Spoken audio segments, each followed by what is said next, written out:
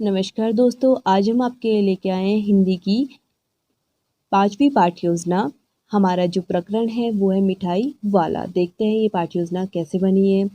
सबसे पहले हमने एक बॉक्स बनाया है जिस पे हमने 6 कॉलम बनाए हैं। दिनांक, विषय, उपविषय, कक्षा, क्लास और समयावधि।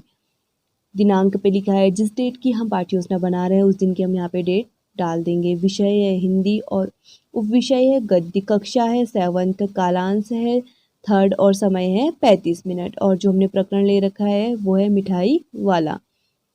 देखिए हमारा जो पहला पॉइंट हो जाएगा वो हो जाएगा सामान्य उद्देश्य, जिसमें लिखेंगे पहला, बच्चों को हिंदी के प्रति रुचि उत्पन्न कराना।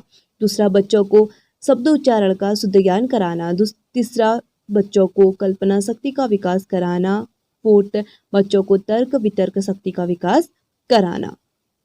अगला पॉइंट हो जाएगा विशिष्ट उद्देश्य, जिस पे लिखेंगे बच्चों को मिठाई वाला नामक पाठ के विषय में परिचित कराना। दूसरा हो जाएगा बच्चे मिठाई वाला पाठ के माध्यम से सामाजिक विकास कर सकेंगे। सहायक सामग्री पे चार्ट, टेस्टर, संकेतक, शामपट और रोलर बोर्ड आदि का प्रयोग करा है। पूर्व ज्ञान को नवीन ज्ञान से जोड़ना। हमारा अगला जो पॉइंट हो जाएगा वो हो जाएगा प्रस्तावना कौशल, जिसमें हमने 2 कॉलम बनाए हैं। एक जगह लिखा है छात्र अध्यापिका क्रियाएं, दूसरी जगह लिखा है छात्र छात्र क्रियाएं।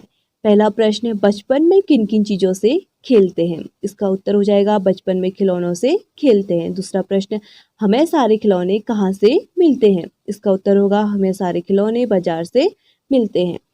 तीसरा प्रश्न, मेले में हम किसके साथ जाते हैं? उत्तर हो जाएगा मेले में हम मम्मी पापा के साथ जाते हैं। 4th क्वेश्चन, मेले में पापा हमें क्या खिलाते हैं? इसका जो आंसर होगा वो होगा मेले में पापा हमें मिठाई, जलेबी आदि खिलाते हैं। 5th क्वेश्चन हो जाएगा मिठाई वाला के विषय में आप क्या जानते हैं? ये जो प्रश्न हो जाएगा ये हो जाएगा समस्यात्मक प्रश्न। अब हम देखते हैं उद्देश्य कथन पे।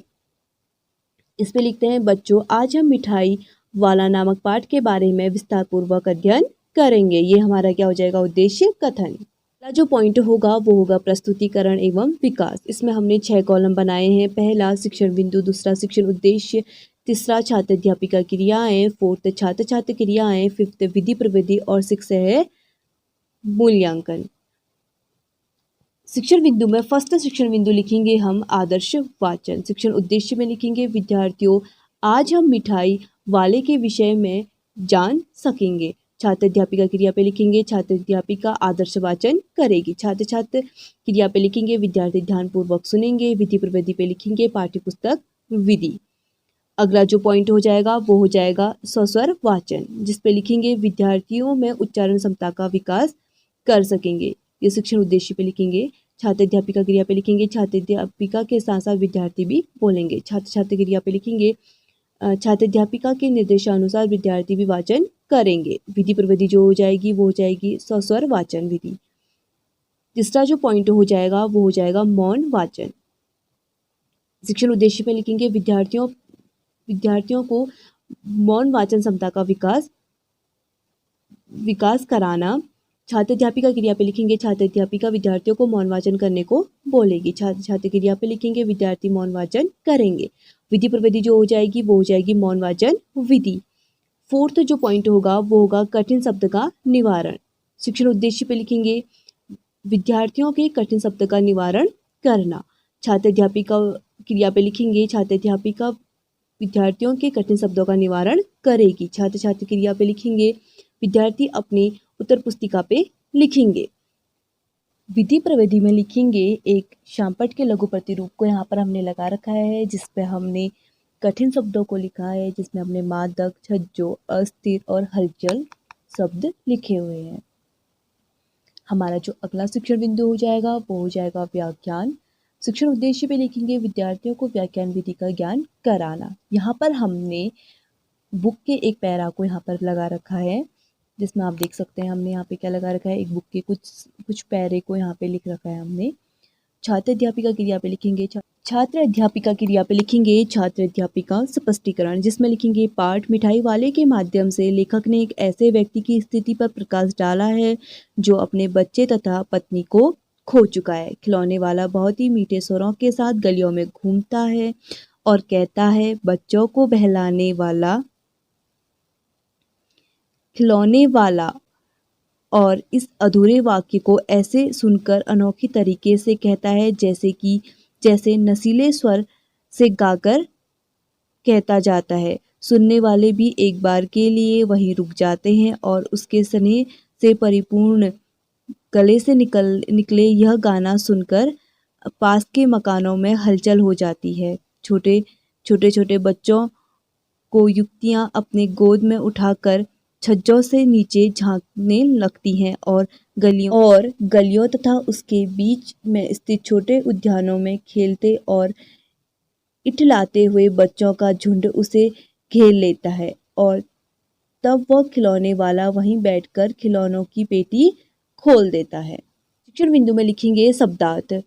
शिक्षण उद्देश्य में लिखेंगे विद्यार्थियों के शब्दकोश में वृद्धि करना। छात्र छात्र क्रिया पे लिखेंगे विद्यार्थी अपनी उत्तर पुस्तिका पे लिखेंगे। विधि प्रविधि पे हम क्या लिखेंगे, एक ब्लैक बोर्ड के छोटे प्रतिरूप को यहाँ पे लगा रखा है जिसमें हमने लिखा है शब्द और अर्थ। उद्यान मतलब होता है बगीचा और छज्जा मतलब होता है छत का उठा हुआ भाग। अगला शिक्षण बिंदु पे लिखेंगे पर्यायवाची शब्द। शिक्षण उद्देश्य पे लिखेंगे विद्यार्थियों के शब्दकोश में वृद्धि करना। छात्र अध्यापिका क्रिया पे लिखेंगे छात्र अध्यापिका विद्यार्थियों से उत्तर पुस्तिका में लिखने को कहेगी। छात्र छात्र क्रिया में लिखेंगे विद्यार्थी अपने उत्तर पुस्तिका पे लिखेंगे। विधि प्रविधि पे लिखेंगे शब्द और पर्यायवाची शब्द। जैसे उद्यान में लिखा हमने बाग और बगीचा, मिठाई का लिखा मिठाई और माधुर्य। शिक्षण उद्देश्य में अगला लिखेंगे विलोम शब्द। शिक्षण उद्देश्य में लिखेंगे विद्यार्थियों के शब्दकोश में वृद्धि करना। छात्र अध्यापिका क्रिया पे लिखेंगे छात्र अध्यापिका विद्यार्थियों के उत्तर पुस्तिका में लिखने को कहेगी। छात्र छात्र क्रिया पे लिखेंगे विद्यार्थी अपनी उत्तर पुस्तिका पे लिखेंगे। विधि प्रविधि पे लिखेंगे या फिर सहायक सामग्री पर लिखेंगे शब्द विलोम, बच्चे, जवान, छोटा, बड़ा, नीचे, ऊपर। निरीक्षण कार्य पे लिखेंगे छात्र अध्यापिका क्रियाएं। छात्र अध्यापिका कक्षा में घूमकर निरीक्षण करेगी। छात्र छात्र क्रिया पे लिखेंगे विद्यार्थी अपने उत्तर पुस्तिका पे लिखेंगे। यहाँ पर विधि प्रविधि जो होगी वो होगी निरीक्षण विधि।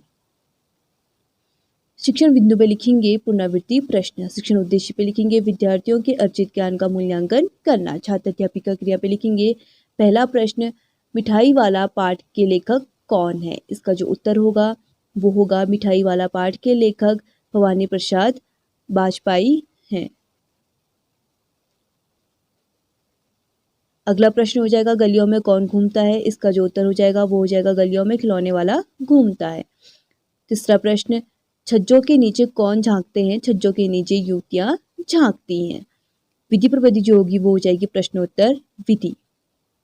गृह कार्य में देखेंगे शिक्षण उद्देश्य पे लिखेंगे विद्यार्थियों में स्वाध्याय की प्रवृत्ति का विकास कराना। छात्र अध्यापिका गृह में लिखेंगे छात्र अध्यापिका गृह कार्य को विद्यार्थियों से उत्तर पुस्तिका में लिखने को कहेगी। छात्र छात्र क्रिया पे लिखेंगे विद्यार्थी गृह कार्य को अपने उत्तर पुस्तिका पे लिखेंगे। विधि प्रविधि में जो गृह कार्य होगा वो लिखेंगे बच्चे किसको घेर लेते हैं। ये क्या हो जाएगा हमारा गृह कार्य प्रश्न हो जाएगा। दोस्तों अगर आपको हमारा वीडियो पसंद आए तो प्लीज़ हमारे चैनल को लाइक, सब्सक्राइब एंड शेयर जरूर करें।